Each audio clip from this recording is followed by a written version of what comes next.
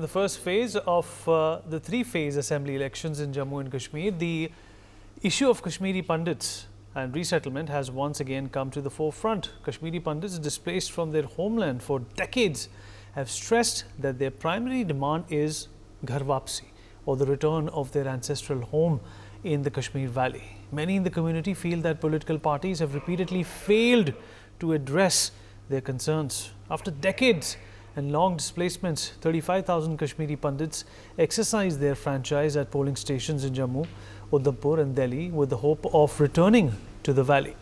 In our Jammu and Kashmir election special, hear the Kashmiri Pandits and their voice, their opinion on this historic Jammu and Kashmir votes. And I have the pleasure of having five of such people on the broadcast who are going to express what they feel, what they voted for. Mr. V.N. Bhatt, Mr. Satish Kaul, Mr. Vijay Kaul and Mr. R.K. Kaul and Suman Kaul join us on the program. Mr. Satish Kaul, अगर आप आज देखें तो कश्मीर में जिस तरीके के हालात हैं, आपको क्या लगता है कि कश्मीरी पंडित की जो घर वापसी का जो माहौल है उसको लेकर सरकार जो है या सियासतदान है वो अपनी पूरी कोशिश कर रहे हैं?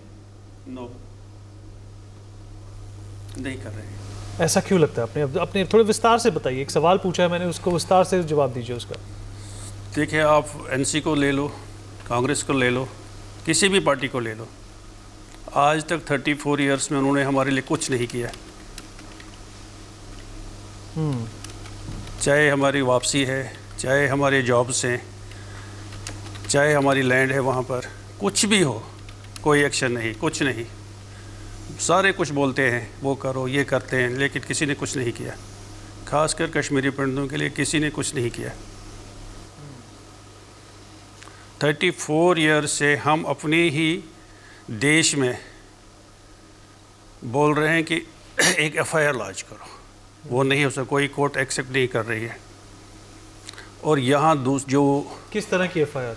सपोज़ जो उन्होंने हम लोगों को मार दिया, वहाँ पर जो घरों से हमारे घरों को वहाँ से बर्बाद कर दिया, आग लगा दी, इतने लोगों को मार दिया, कत्ल किया, आरी से काटा, बहुत सारी औरतों को आरी से काटा, फिर दरिया में फेंक दिया जी। 5 एयरफोर्स के जवानों को मारा। आज तक कोई बिट्टा कराटे ने खुद बोला कि मैंने 32 लोगों को मारा है जी।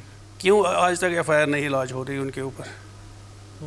और यहाँ देखिए, यहाँ पॉलिटिशियन जो बड़े बड़े हैं, हर रोज़ उनको किसी आज ये कोर्ट केस, आज ये उसके लिए तो दरवाजे खुलते हैं रात को, छुट्टी के दिन उनके लिए दरवाजे खुलते हैं कोर्ट के। और हमारे लिए 34 साल से आज तक कुछ सुनवाई ही नहीं। विजय कौल साहब, आपको क्यों लगता है ऐसा माहौल क्यों बन गया है कि कश्मीरी पंडित अपने घर वापस नहीं जा सकते और सरकार की लाख कोशिशों के बावजूद भी अभी भी एक डर का माहौल है, एक बेचारगी का माहौल है? ऐसा है, ये गवर्नमेंट अपना सब कुछ देखते हैं, पब्लिक का सोचते नहीं है। पब्लिक क्या सफ़र कर रही है, किस हिसाब से बैठे हैं, कोई उनकी तरफ ध्यान नहीं दे रहा है। बस ये सारे अपने घरों के लिए करते हैं। कश्मीरियों को, जो हिंदुओं को मुसीबत आई है, उसके लिए किसी ने कुछ नहीं किया। उनके लिए क्या किया, उनको कोई जेल में होता है तो उनको जवाई जैसा सलूक करते हैं, जेल में होके भी उनको अच्छा ट्रीटमेंट मिलता है। और हिंदू कोई मरा तो मरा ही। यहाँ आके दिल्ली में कहते हैं कि ऐसे तो बसों के नीचे दुनिया भर जाती हैं, रोज़ एक्सीडेंट होते हैं, कोई परवाह नहीं है, इतने तो मरते रहते हैं। तो ये है कि इनका कोई ये नहीं है, ये अपने घरों के लिए करते हैं, पब्लिक का कोई सोचता नहीं है। हमारे कश्मीरी भाई इतने कत्ले आम हो गया वहाँ पे, आज तक जिन्होंने ये एक्सेप्ट किया कि हमने मारे हैं, उनके तरफ से कोई कुछ नहीं, कोई ये नहीं हुआ। किसी को फांसी मिली आज तक, किसी टेररिस्ट को? और सब जेलों में मज़े ले रहे हैं। और अब इलेक्शन में भी उठ गए, उनको भी इलेक्शन में दे दिया परमिशन कि हाँ भाई आप इलेक्शन लड़ सकते हैं। तो वो तो वही माहौल फिर आएगा, जो जेल से छूट गए वहीं मिनिस्टर बनेंगे और वहीं फिर 2 साल 3 साल निकलेंगे, 3 साल के बाद फिर वहीं कत्लेआम शुरू होगा। कोई परमानेंट सोल्यूशन है नहीं इसमें।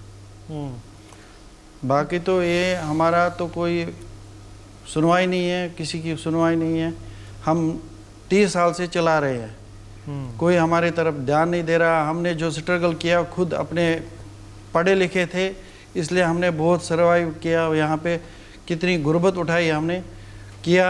अब हमारे बच्चे बड़े हो गए, थोड़ा जॉब वॉब करने लग गए, तो उस वजह से क्या है कि थोड़ा हम संभल गए।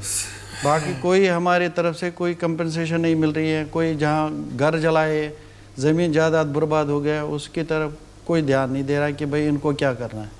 आपको लगता है कि अनुच्छेद 370 हटने के बाद कुछ बदलाव आया है, या आपको लगता है कि जो बदलाव है हमें वो तो सब पेरिफेरल है, ऊपर ऊपर से ही है? हमें तो सब जलता ही नज़र आ रहा है। पहले भी जल ही रहा था, अब भी जल ही रहा है। हमें कोई इसमें ये नहीं लग रहा है कि हाँ भाई हमारे लिए कुछ हो गया। जो कुछ हुआ उन्हीं के लिए हो गया। जो कुछ अब मिनिस्टर आएंगे, इलेक्शन किया इन्होंने, वो वहीं अपने घर बनाएंगे, वहीं अपने चेले चपाटे जिंदा करेंगे, फिर हिंदुओं को मारेंगे फिर दोबारा। यही ये कहानी 47 से चल रही है। कोई परमानेंट सोल्यूशन नहीं निकल रहा है कि भाई हम हिंदुस्तान में होके तब भी पाकिस्तान जिंदाबाद जिंदाबाद सुनते हैं। आज तक कश्मीरियों को, हिंदुओं को जब हम आए, पलायन किया, हमें पता नहीं था हिंदुस्तान का झंडा कैसा था। तो ये कहानी हमेशा चलती रहेगी। इसका कोई परमानेंट सोल्यूशन नहीं निकल रहा है। ना गवर्नमेंट की तरफ, जो प्रेजेंट गवर्नमेंट है वो भी कर रहे हैं हाँ जी हाँ, बस खाली वोट बैंक के पीछे लगे हुए। मिस्टर भट्ट, आपको लगता है कि ये सरकार जो है सिर्फ लिप सर्विस, जैसे अंग्रेजी में कहा जाता है, सिर्फ वही कर रही है, कि सहानुभूति दिखाना, किसी की प्रॉब्लम के साथ एम्पैथाइज करना काफ़ी नहीं है? जब तक उस पर कोई एक्शन नहीं लिया जाएगा, जब तक इस समस्या को गहराई तक नहीं समझा जाएगा, तब तक ये जो चलता आया है चलता रहेगा। नहीं, मेरा विचार इसमें डिफरेंट है। देखिए, उस परिप्रेक्ष्य में ये जो ब्रेक्सिट प्रॉब्लम है, we have to take total. ये अगर हम कोई पिक्चर देखते हैं तो डॉट्स हर जगह होते हैं, लेकिन अगर हमने पिक्चर देखना है तो पूरा हमने देखना है पिक्चर कहाँ है। डॉट्स तो रहते हैं। अभी हम जो प्लान की बात कर रहे हैं, जब आप बात कर रहे हैं जो हमारे 34 साल, that means we are talking about the third generation. जैसे मैं आपसे जब 90 में मैं 29-30 ईयर्स का था, जो हमारे सीनियर थे वो देख रहे थे Indian democracy, Indian parliament, Indian judiciary. लेकिन हमारे लिए सब ये, जब हम यहाँ पे आए कि 90 से लेके 14 तक, 2014 तक सेम है। I can use the documentary, I can use the documentary proof, I can use the documentary proof for that कि भाई क्या हो रहा 14 तक क्या। हाँ, 14 में ये जो सिस्टम थोड़ा सा पॉलिटिकल सिनेरियो जो डिफरेंट हो गया, उसमें थोड़ा सा हमें लगा था कि शायद हमारी बात भी हो जाएगी। 14 से लेके 19 तक सिस्टम चला। पहले हमें भी लगा, हमने भी उस वक्त कि पीडीपी के साथ बीजेपी को नहीं मिला, पहली बार बीजेपी की हुकूमत आई थी, तो हमें भी लगा था। लेकिन जब इन्होंने 2019 में 370 हटा दिया, तो हमें उम्मीद जगी थी कि भाई हमारा भी कुछ होगा। और डेफिनेटली जो हम आज देख रहे हैं कि बहुत सारी चेंजेस, बहुत सारा सिचुएशन, क्योंकि पहले रास्ता होना चाहिए था कोई काम करने का, वो रास्ता नज़र आ रहा था। हम ये भी समझते हैं कि जैसे ही 5 अगस्त 2019 को ये 370-35 से जो वो कॉन्स्टिट्यूशनल चेंजेस हो गए, तो एक्चुअली ये 31 अक्टूबर को इम्प्लीमेंट हुआ when LG came in power. तो ये 5-6 महीने तो उसी में चला गया, सिस्टम बनाने में, रास्ता बनाने में, वो हम समझते हैं। फिर तुरंत बाद अक्टूबर, नवंबर, दिसंबर, जनवरी कोविड हुआ, प्रायोरिटीज बदल गई, ये भी हम समझते हैं। कोविड 2 साल रहा, फिर अपना ये जो वार हो गया, इसमें भी हमारे, क्योंकि आज जो सिचुएशन जो हम समझते हैं, आज जो सिचुएशन है, ग्लोबलाइजेशन है, इफेक्ट प्रायोरिटीज़ में पड़ता है। उस विषय को ध्यान में रखते कि आज हमारी उम्मीद है इस गवर्नमेंट में, क्योंकि इससे पहले हमने 5 साल, जब मैं 47 से 90 तक देख रहा हूँ तो 3-4 प्राइम मिनिस्टर का हमने देखा है, लेकिन 90 से 14 तक तो डजन ऑफ प्राइम मिनिस्टर्स के हैं, but it has not effect. इस गवर्नमेंट ने, अगर हम समझते हैं कुछ नहीं किया, लेकिन जो रास्ता बनाया है 5 अगस्त 2019 का, वो तो ऐतिहासिक है, उसमें कोई दो राय नहीं है। और आज की डेट में जितनी भी ये हम इन गवर्नमेंटों की खिलाफ क्यों है, जो अब चीफ मिनिस्टर आएंगे, ये आ जाएंगे। अभी हम एक उदाहरण देता हूँ आपको। 75 से लेके 90 तक JNK में किसकी हुकूमत रही? मोस्टली अगर आप देखोगे तो it is national conference. Correct. 90 में ये तो ऑल ऑफ सडन 1 दिन 2 दिन 4 दिन में तो नहीं हुआ। ये प्रोसेस जो प्लान का हुआ, ये तो पहले से सिस्टम था वहाँ पे। तो उस वक्त जो गवर्नमेंट वहाँ पे थी, अगर उसकी आप मेजर्स देखो क्या किया इसको कंट्रोल करने के लिए। आज की डेट में पहले हम ये समझते हैं कि जो वहाँ पे मेजॉरिटी कम्युनिटी थी, पहले वो इमोशन सेंटिमेंट्स में आ गए, आज़ादी का नाम लेके या उनका जो वो है निज़ाम मुस्तफ़ा का नाम, उस भावना में वो बह गए सारे, उसमें आ गए। लेकिन जब वो चेंजेस हुए वहाँ पे गवर्नमेंट में, जब चेंजेस हुए या सेंट्रल गवर्नमेंट में, नेशनल कॉन्फ्रेंस और कांग्रेस की हुकूमत सेंटर में, VP सिंह जी आ गए। उसमें भी एक हमारा ये था कि पहली बार हमारे मेजॉरिटी के चीफ मिनिस्टर हुए, होम मिनिस्टर हुए, और स्टेट में नेशनल कॉन्फ्रेंस का CM है फारूक साहब। जब हालात ज़्यादा खराब हो गए तो गवर्नर रूल हुआ। जैसे 17-18 को जगमोहन जी वहाँ पे आ गए एज गवर्नर। चीफ मिनिस्टर जो हमारे फारूक अब्दुल्ला जी थे, वो कश्मीर गए नहीं, वो वहाँ से यहाँ से ही भाग गए। वो लंदन में बैठे 4-5 साल, जब तक भी यहाँ कांग्रेस की हुकूमत बन गई। जब भी कांग्रेस की हुकूमत यहाँ पे बन गई, तब वो वापस आ गए जी। अगर इतनी त्रासदी थी वहाँ पे कश्मीर में उस वक्त, और CM ने कुर्सी छोड़ दी और भाग गया, 4 साल 5 साल वो लंदन में रह गए। और आज अगर वो अपनी उन मेजॉरिटी कम्युनिटी को बोल के मैंने आपके लिए ये किया, जब उनको जरूरत थी इसकी तो वो भाग गए। बिल्कुल ठीक है। तो इस वक्त हम यही, अब कुछ टाइम के बाद मेजॉरिटी कम्युनिटी को पता चला कि भाई जब बच्चों को भी पैलेट गन, बाहर निकलना बंद, पत्थरबाजी, ये सब त्रासदी वहाँ पे हुई मेजॉरिटी के साथ। उन्होंने भी इसको चखा, जो हमने 90 में चखा, उनको 5, 8, 10 साल के बाद चखना शुरू हो गया।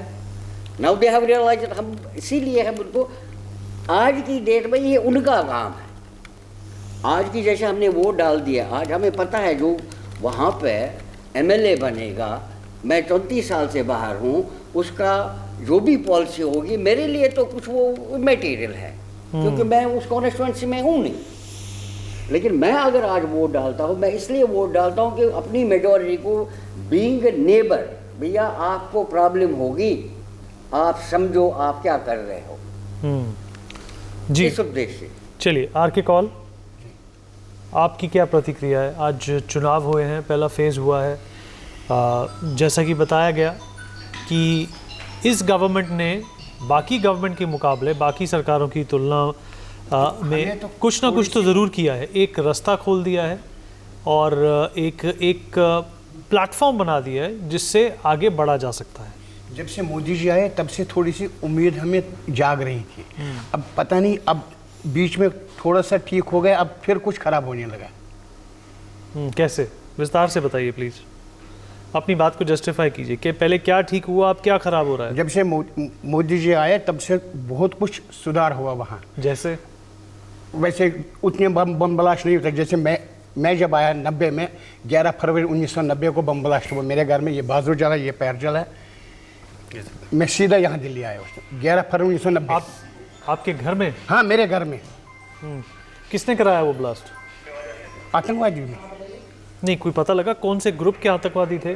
लोग कह रहे वही पाकिस्तान से आए थे, बट होगी कोई आस पड़ोस के गाँव के कुछ। उस दिन के बारे में बताइए जिस दिन ये 11 फरवरी 1990 अटैक हुआ। और भी बताइए क्या हुआ उस दिन, लोग जानना चाहेंगे। लोग ये जानना, मैं ये कहता हूँ 11 फरवरी 1990 को हमारे घर में बम ब्लास्ट हुआ है। हम 4 भाई थे, चारों जख्मी, और हमारे मामा जी पड़ोस में, उसका भी यहाँ गर्दन पे लगी थी, वो बाल बचे। अब ये नहीं होता है? अब ये नहीं होता है। पर आपकी समस्या तो अभी भी खड़ी की खड़ी है। आप फिर भी वापस नहीं जा सकते हैं, वहाँ रह नहीं सकते हैं। वो बात तो अलग, हम नहीं जा सकते, बट हम जब वहाँ से आए, हम यहाँ से हमने मजदूरी की, काम किया, अपना कुछ बनाया, अपनी मेहनत से किया, क्योंकि थोड़ा पढ़े लिखे थे, कुछ चाहे टेक्निकल थे, चाहे वट एवर इट इज़, हमने अपना कुछ जमा करके कुछ बनाए, बच्चे बनाए, अब हमें आगे बच्चों को देखना है। सरकार से क्या अपेक्षा है? सरकार से एक अपेक्षा है, जो हमारा खोया हुआ वतन है, हम वहाँ वापस जाना चाहते हैं। पर सरकार उसके लिए कुछ कर रही है आपके अनुसार? बीच में तो कुछ किया था, बट अभी 5-6 महीने से फिर बात बताऊंगा, फिर उसी बात उठती है, फिर दब जाती है। सुमन कौल जी, आपका क्या नज़रिया है? सरकार कुछ कर रही है आपकी वापसी के लिए? मेरे ख्याल से कुछ कर ही नहीं रही है। पर ये इलेक्शन जो चुनाव हुए, ये इलेक्शन जो ये है, ये मुझे लग रहा खाली ये हमारे कश्मीरियों के लिए है ही नहीं। ये जो वहाँ हैं, वहाँ मुसलमान थे, कौन सा हिंदू, कौन सा कश्मीरी हमारे उस चैनल में आए हैं? अगर आए भी, उनको कोई वोट को भी नहीं डाल सकता कोई मुसलमान वहाँ पे। हम तो दोनों को इकट्ठे करते हैं, चाहे वो मुसलमान, हिंदू, सिख, ईसाई, हम तो इकट्ठे चलते हैं सबों को लेके। मगर वो हमें ऐसा कर रहे हैं कि जैसे 90 से हम आए हैं, 90 से आज तक कोई हमारा मुद्दा उठा ही नहीं। कोई मुद्दा उठा नहीं है कश्मीरों के लिए। जो कैंप पे है, चाहे वो जम्मू में है, जख्ती के कैंप, जो फिल्म आई थी इस समस्या को लेकर, आपको लगता है कि उसने कुछ उजागर की? मुझे नहीं लग रहा कुछ। वो तो बोल रहे वहाँ पे वो सारा झूठ है, क्योंकि हमारे आंखों के सामने सच है सारा। कौन बोल रहा है झूठ है? किसने कहा झूठ है? सारे बोल रहे हैं वहाँ के, वो जो मुस्लिम है वो तो बोल रहे, सेकुलर पर बोल रहे सारे झूठ है। मगर झूठ एक ज़रा सा झूठ नहीं है। इवन कि वो हुआ था वहाँ पे, जो उन्होंने दिखाया बिल्कुल हुआ था। उस टाइम मेरी एज थी 22 ईयर। ये जो हुआ था उस समय वो एक बंदे के साथ हुआ, वो समूह के साथ नहीं हुआ। मतलब मैं कह रहा हूं कि मतलब एक बंदे का उन्होंने दिखाया। हमें ये नहीं पता था इतना क्या हुआ क्या नहीं हुआ था। अगर एक सेकंड सुमन जी को अपनी बात पूरी करनी चाहिए। अच्छा, ये हम अगर अब हम चाहते थे, जो पहले हमने देखा था कि हम जब आए थे, मेरी भी हमें उतनी नॉलेज थी नहीं क्या हुआ क्या नहीं हुआ। हम भी 20 ईयर ये थे, एज थी मेरी। तो यहाँ आके फिर 90 में ज़बरदस्त, मतलब हमने, वो बेचारे क्या करते हैं हमारे माँ बाप, उन्होंने शादी करी है, फिर आ गए यहाँ। जो पहुँचे तो रोड पे सोए थे हम। फिर उसके बाद जो मतलब मेरे हस्बैंड थे, उन्होंने मतलब इतनी स्ट्रगल करी है, कितनी स्ट्रगल करी है, कहने की बात नहीं है कि हमने अपने आप को खड़ा किया और बच्चों को भी। आज के डेट में अभी भी यहाँ पे दिल्ली में जो हमारा वो माइग्रेंट रिलीफ चल रहा है, उसकी वाइपेशन नहीं हो रही है। हम तो ना हम कश्मीरी यहाँ जो दिल्ली के हैं, ना तो हम घर के रहे, ना हम घाट के रहे, बिल्कुल ही नहीं है। जानो हमारी कोई सुनवाई नहीं है। सिर्फ आए दिन क्या होता है, चलो जी करो वेरिफिकेशन। अबे भाई, जो बेचारे हमारे पुराने पूर्वज थे, मेरी सास थी, यहाँ इनके थे भाई बंदे, माँ बाप, वो तो मर गए थे, उनको कहाँ से लाएं? उनको कौन सी वेरिफिकेशन करेंगे? बहुत अच्छी बात कही भट्ट साहब, आप इस पे जवाब दीजिए कि ये जो चुनाव है, सुमन जी कह रही हैं, ये कश्मीरी पंडितों के लिए है ही नहीं। बिल्कुल, मैं कह रही बिल्कुल। किसके लिए फिर ये मिस्टर भट्ट? नहीं, इसको हम आप उस परिप्रेक्ष्य में, हिंदू मुस्लिम रिलीजियस परिप्रेक्ष्य में मत देखिए। हम इसको नेशनल लेवल पर देखेंगे कि भैया हमारे हिंदुस्तान में क्या ज़रूरत है इस वक्त। तो उसके लिए हमारा योगदान पहले भी था, आज भी है और आगे भी रहेगा। इट इज़ नॉट पर्सनल कि मेरे को मैं वोट डालने से मेरे को क्या मिलेगा, लेकिन एक स्थिति अगर वहाँ पर चेंज हो रही है बहुत टाइम के बाद, अगर कुछ उसमें मेरे को अपना योगदान दे, क्योंकि हम पंडित लोग हैं, हम हवन करते हैं, हवन में तो आहुति देनी होती है, कोई छोटी आहुति देता है, कोई बड़ी आहुति देता है, हमारे लिए ये आहुति। अभी आपने कहा कि वो जो फिल्म आई है, अब एक फिल्म में अगर वो 1 घंटे का है या 1.5 घंटे का है, आप कैसे एक्सपेक्ट कर रहे हो कि अगर 50,000 परिवार या 60,000 परिवार जो आंकड़ा पहले आया है, जो पार्लियामेंट में है, जो 65,000 फैमिलीज है माइग्रेटेड, जो पार्लियामेंट में है, अगर 65,000 फैमिली 90 में वहाँ से निकली है, तो 2-4 फैमिलियों का दिखाना, तो फिल्म में तो उतना ही दिखाएंगे। इट इज हम समझते हैं, क्योंकि हमने इस एक्सीडेंट को पूरा देखा है, सुना नहीं। चलिए सतीश जी, आप क्या समझते हैं कि चलिए इस फिल्म ने कुछ ज़्यादा तादाद नहीं दिखाई लोगों की, पर जिसका जो कॉन्सेप्ट था बिल्कुल वो तो सच्चा था, हाँ, यस, है ना? हमारी आंखों का, बिल्कुल हमारी आंखों के सामने ये चीज़ें हुई हैं। इवन मेरे साथ ये ऐसा हुआ है, मैं 2 बार बाल बच्चा हूँ। बताइए विस्तार में क्या हुआ आपके साथ। इट वाज लास्ट वीक, आप मेरे ख्याल में 31 सितंबर 1989 नॉट 90, मैं न्यू जवाहर नगर से हवा कदल आ रहा था, तो ऑटो मैंने ले लिया और सुना था कि यहाँ पर ये कर्फ्यू हो गया है, और जैसे ही हवा कदल के पास में पहुँचा तो 2 मिलिटेंट्स आ गए। अब मुझे पता नहीं वो क्या थे, एक छुरी यहाँ लगा, एक यहाँ। मैं उस समय कैसे बचा, क्योंकि चारों तरफ अंधेरा था, बिल्कुल अंधेरा था, ब्लैक आउट था टोटली। फिर जब मैं बाल बचा, पता नहीं किस गली से मैं उस समय भागा हूँ, और वो मैं आगे गणपति यार पहुँचा हूँ, जो गणेश जी का मंदिर है, वहाँ मैं पहुँचा हूँ। फिर वहाँ मुझे पता चला कि शबीर शाह को अरेस्ट किया है, शबीर शाह अरेस्ट हो गए, तो इस तरह से यहाँ पर ये हालात हुए हैं। लेकिन किस सन की बात है? किस सन की बात है? ये 89 की बात है। आपको लगता है ऐसी चीज़ आज के दिन मुमकिन है? नहीं है, it is possible. It's possible, yes, it is possible. ऐसा नहीं कि नहीं होगा, आज भी हो सकता है। लेकिन 89, 90 या उसके बाद 5-7 साल, आज बहुत चेंज है, आज बहुत चेंजेस हैं। तो ठीक है, लेकिन हमारे लिए जो हम एक्सपेक्ट कर रहे थे इस गवर्नमेंट से, वो नहीं हो रहा है। चलिए विजय जी, आप बताइए, इस गवर्नमेंट से जो एक्सपेक्ट कर रहे थे वो नहीं हो रहा है, और ये जो वोट है हिंदुओं के लिए नहीं है, ऐसा सुमन कौल जी ने कहा। हाँ, ये सही बात है, क्योंकि वहाँ हिंदू तो अभी ना के बराबर है, उनसे उनको कोई फ़र्क नहीं पड़ रहा है कि ये वोट दे या ना दे, क्योंकि उनकी मेजॉरिटी है वहाँ पे, वो वही करेंगे। अब जो अभी सेंट्रल गवर्नमेंट है, इन्होंने ये स्टेप उठाया, धीरे धीरे इसमें तो टाइम लगेगा, पर जो इन्होंने स्टेप उठाया है कि वहाँ पे थोड़ा बहुत मिलिटेंसी क्या मतलब 80% कम हो गया। अब जो 20% है उसमें क्या है, वो पब्लिक जो उनको साथ देती है, तो उस वजह से वो सक्सेस हो रहे हैं। अदरवाइज़ बहुत कंट्रोल हो गया। आजकल जो पहले होता था, पहले जो वहाँ मोमडन थे, उनको भी निकलने में, मार्केट निकलने में डर लगता था, तो हमारी तो बात थी नहीं। अब यह है कि आज हिंदू भी जा रहे हैं, घूमने फिरने के लिए जाते हैं, मगर यह है कि एज ए टूरिस्ट उनके लिए ये है कि बस जो कश्मीरी गया है यहाँ से, वो एज ए टूरिस्ट आ जाए, यहाँ बसने के लिए उनके लिए कोई जगह नहीं है।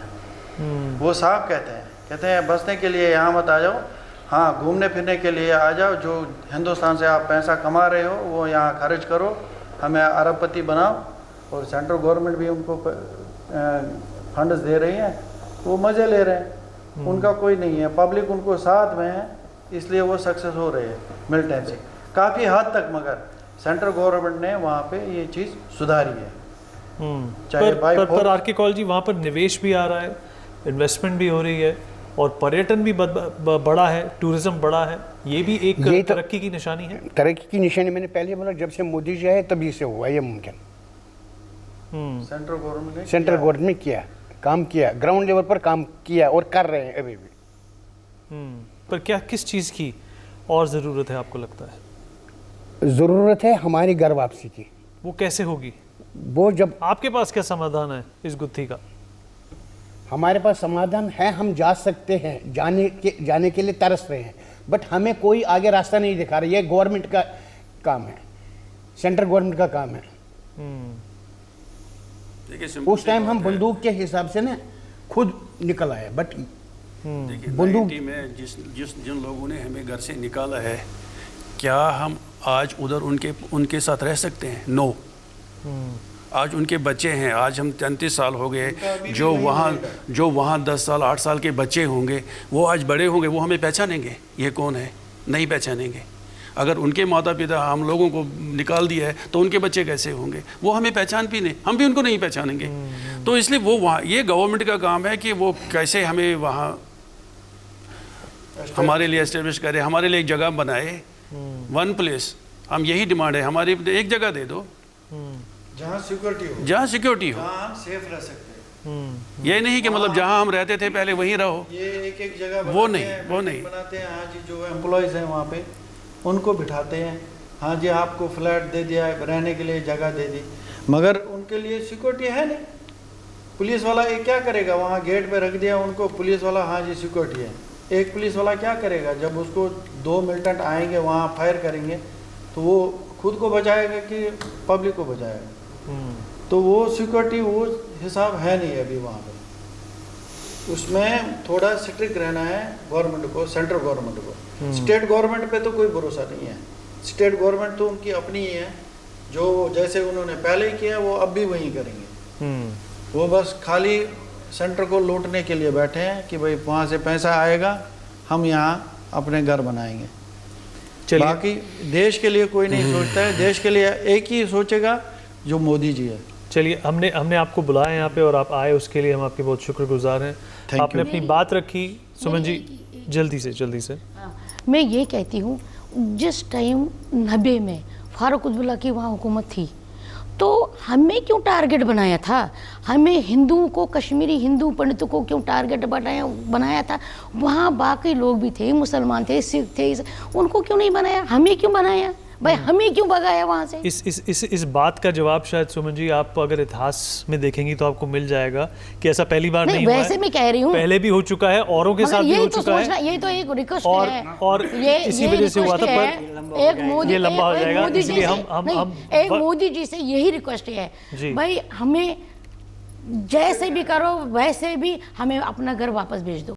For more such videos, subscribe to the NewsX YouTube channel, hit the bell icon.